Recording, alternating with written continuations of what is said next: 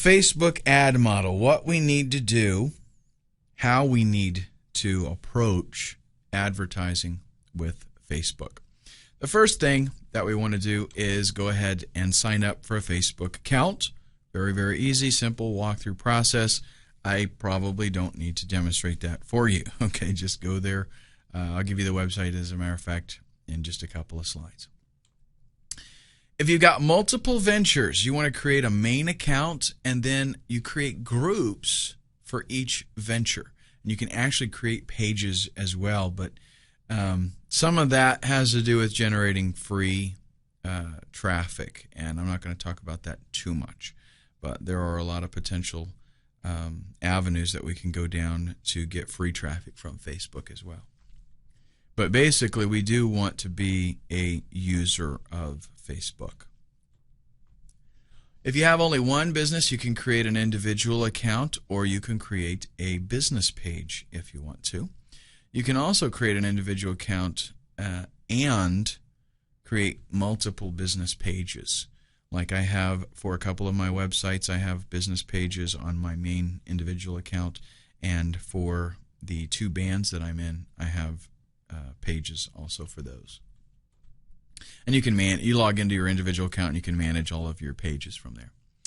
Affiliate marketers will want to consider signing up with their name. Okay, and I realize that sometimes we want to promote products in a variety of niches, and we do not necessarily want our name on all of them, and that's totally up to you, but it might be something that you want to consider.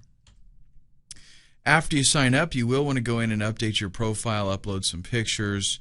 Basically, as within any community-oriented social site, you want to really use it. You don't just go there and not fill out any of the profile info, because then when people are checking up on you, they're going to be like, okay, this is not a real person, it's a marketer. Once your account is ready and set up, you want to start inviting friends and associates, and you can do that through a very, very handy little feature within Facebook that will actually use your address book, email address book, and try to find people that you know. Or you can do little searches and find people and see if you can get them to friend you. Now, as you're doing all of this, I've mentioned briefly already, you will generate free traffic, okay, in addition to your paid campaigns. So just by having the account and getting friends and filling out your profile, you will get people that are interested in you, and they will get you traffic. What happens that I notice, I have a few marketing buddies on my Facebook account, and I will get people friend me because they were on their list, and when maybe they said something about me or they liked something that I posted, and I'll go in there also and I'll comment on their stuff. I'll post on their profile and I'll comment on their wall and stuff like that. And their friends see that stuff, and so they check me out, and then they want to friend me. So, of course, then when they come to my site, or my profile page, my wall, they're going to see some products that I have, and again, that's going to give you organic traffic. Now, we want to, when we get started with our advertising campaign, we're going to go to facebook.com/advertising. And then we click Create an Ad, and there's 3 easy steps to designing your ad. You want to put in your URL. Where do you want these people to go when they click on it? Create a title. This would be kind of like a catchy headline kind of thing. Understand that Google's ads are keyword oriented, right? Well, guess what? Facebook ads, they don't need that. If, though, let's say you do want to create a headline that states what it is, okay? You got to be honest about it, okay? You don't just do something just to get their attention and make them click on it. You've got to create a headline that does state what it is about, okay? But at the same time, you do want to draw their attention, okay? And that's something that we will talk a little bit about later. But The next step is the body text. That is the real essence of the ad. It's going to tell them a little bit more about what it is that you're selling. What are you trying to offer them? So obviously there you want to relate a benefit to them. You're only going to get 135 characters. So you've got to really put in, some good stuff. And then an image. How awesome is that? This is optional. You don't have to do it, but I recommend it if you want to get people's attention. If you've got maybe a picture of your product or something that maybe it's a service that you're offering and this would be complementary to that, it's well worth the effort. You want to get that picture in there because, like I said, it does help get their attention. When we start our campaign, this is the next step, we are going to, and probably the most important step, this is where we select from the hundreds of millions of users who it is that we want to target. Again, you can drill down. Google uses keywords, right? Facebook uses a whole bunch of different information that allows us to be very precise. We've got graphical or geographical location. So you can, drill right down into where somebody lives if you choose. You can say, I want to pick this area right here. You can target everywhere. You can target countries. You can be specific on states and provinces. You can even do specific cities. Okay, so that makes Facebook essential. And it makes it essential to everyone because as that brick and mortar owner, okay, I can target people in my city. If I got people that I want them to walk in the door, bam, I got them. If I'm offering something that people can download and it doesn't matter where they are, then I have the potential to reach those people easily. We can do demographics. You can target specific age groups. You can target specific genders. You can say, the Facebook users, anywhere from 13 to well into their 80s. The targeting selection, though, does stop at 64. But you can target women, men, or both. And you do want to be kind of careful about who you're marketing to. If you're marketing a product that, should not be marketed to 13-year-olds, then you want to make sure that they're excluded, okay? Because you can get banned for stuff like that. Likes and interests. Now, this is a very, very cool and powerful feature. You can specify a set of interests, okay? That's kind of like keyword targeting, but it's a little bit more specific.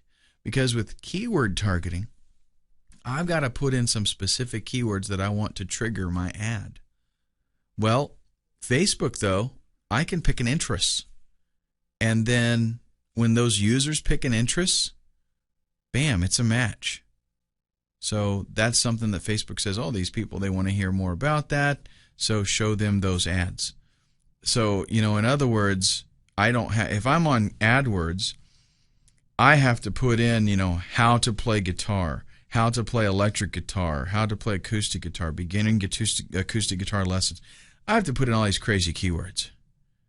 And who knows what, people are actually going to type to get my ad to show up. Well, Facebook, just put guitar, right? Interested in guitar, boom, that's it. Facebook also offers some advanced targeting. Birthdays. You can actually contact people with your ads on their birthday. How about that? Social networking interests. You can find users that are looking for some type of relationship, whether it be business or personal. Relationship status. This lets you see if somebody is single, married, if they're engaged, if you can even see, when you're on Facebook, you can see who they're in a relationship with in a lot of situations. The benefits of that, phenomenal if you're in, a niche that deals with that kind of thing. In other words, why in the world would you want to promote your dating website to somebody who's married, right? So there's no point in that. So that's going to, allow you, again, to better target your ads. Language. You want to hone in on people that speak a certain language.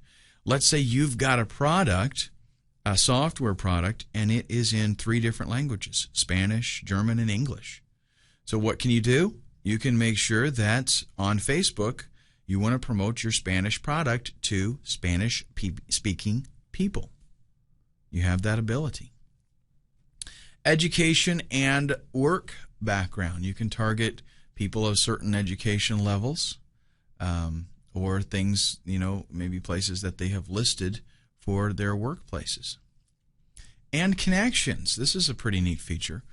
Whatever people's connection is to certain pages or to groups or events or even applications. So you can target people who are not connected to a certain page or event or application.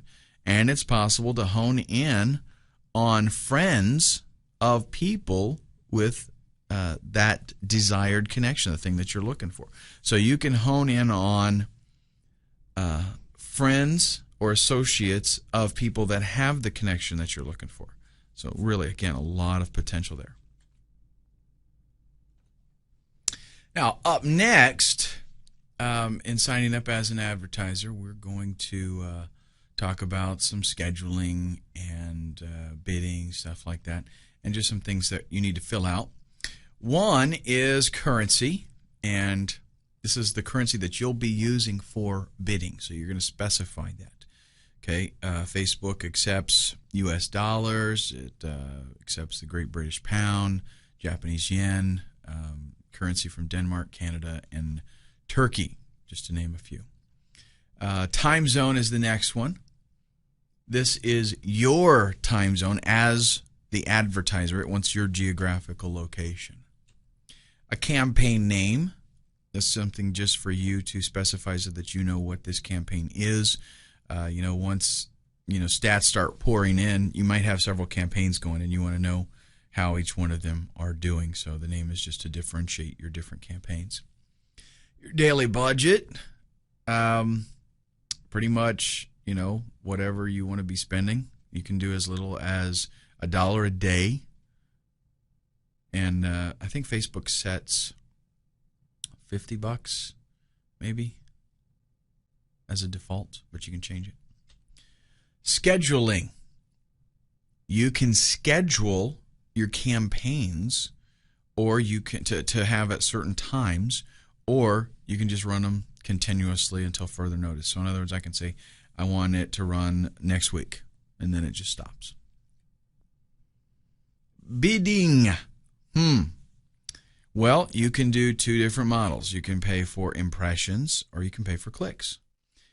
Pay per click is what I'm going to recommend to you, and that's what most people recommend. That means that it's going to depend on how well your landing page converts, how good that does. In other words, you're going to pay whenever somebody clicks, and hopefully your landing page converts well. On the other end of it, on the impression model, you're going to pay for the number of impressions that you get, whether somebody clicks on it or not. So if you got a fantastic ad that gets lots of clicks because it's so cool, then that's great. But you're not going to know that until you get some stats. So it's a good idea to do the pay per click first. Just like with Google, it will offer you some information like a suggested bid amount and an estimate of how much traffic, how many clicks you're going to get per day. After you make your selections, you fill everything out. You are then going to review your ad, check out your demographics and your budget, make sure all that's good, and then once you pay, your placement, your advertisement is going to start immediately. Understand, ads can be refused. So even if your product itself is okay, even if the niche is all right, even if all that is good, the ad itself can be refused. And they can just say, hey, sorry, come up with something else. The targeting that Facebook allows is going to even apply to your own account. And if you haven't been using Facebook for long, or if you haven't noticed this, you want to kind of pay attention to what we're going to talk about here. The fact that they collect so much valuable information on a personal level means that you're going to start, noticing that even in your own account, the ads that are shown there are targeted. So next time you use Facebook, if you haven't noticed this before, take a look at the ads and think about, wow, that's something that I'm interested in. That's something that I've looked at, because that's what's happening for everybody else. So advertisers can target any age bracket. They can target certain genders. They can target interested niches that you have, certain languages, education levels, all these things. And understand that it's not, it's not just because I put guitar as an interest that I'm going to see guitar ads, okay? But it is because of my age, right? Let's say that I'm 22 years old. Ads that I'll see are probably going to be relevant to my age. Or maybe I'm a male, so pay attention to the ads that you see. Are they, you're not going to see like ads for Avon, okay? Obviously, niche-specific things you are going to see. If you're an English-speaking person, you're probably not going to see German ads. So there's a lot of potential there for getting to just the right person. Now, to get qualified, targeted traffic means we've got to get noticed. The quality of your traffic is very, very important to the success of your campaign. And if you're kind of new to this, you might not understand how important this is. But I mean, from online business down to brick and mortar shops, let's say you sell just whatever odds and ends kind of stuff out of a store, okay? The kind of shoppers that come into your store are going to dictate how well you do, how much you sell. If you've got, let's say for an example, let's use a bar, for example. If you've got a biker bar, there are certain kind of people that probably aren't going to go in there, right? And if you've got a country bar, there are certain kinds of people that are not going to go in there. Same thing with restaurants. If you are a Mexican restaurant and somebody that doesn't like Mexican comes in with a group of friends and everybody sits down to order, they're probably not going to, they might just say, I'll have a salad. Okay, it's going to reflect your business. Getting the right kind of person in your doors is very, very important, online and offline. Google tries to do this with keywords. Facebook does it with personal information that they have collected. So, getting your ad noticed, well, maybe they don't necessarily click on your ad, but just the fact that this is something that is probably going to be of interest to them will more than likely mean that they're going to at least read it. And I notice this myself, that when I'm looking at some site, whatever the site is, if there's an ad for something that I'm interested in, I will at least notice it. If I see a guitar on there, I'll at least read the ad because it's something that I'm interested in. So getting noticed is a little bit easier to do with a site like Facebook, where we can know I'm promoting something here that this individual that's looking at my ad is interested in. We need to get more clicks, because the more traffic we get, the more sales we're going to make. Getting our ad in front of people that are interested and getting more clicks means higher ROI, higher return on investment. And this is what everybody wants. They want to spend less and make more. Since the people that are seeing your ad, they're on Facebook, since they are already in a category of being interested in the product or service that you're offering, then there's a greater opportunity that they're going to check it out. And how do they do that? They click on the ad and they come to your landing page.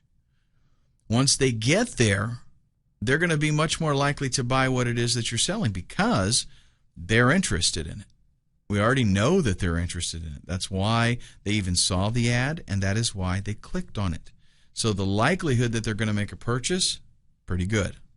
This is what we're talking about when we talk about qualified traffic, when we talk about high quality traffic.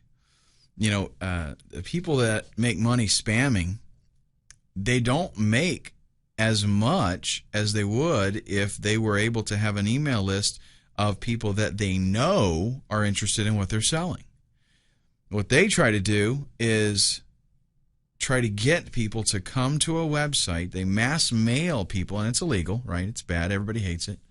They try to mass mail people and get them to click and come to their website, not having any clue if they're going to be interested in it or not.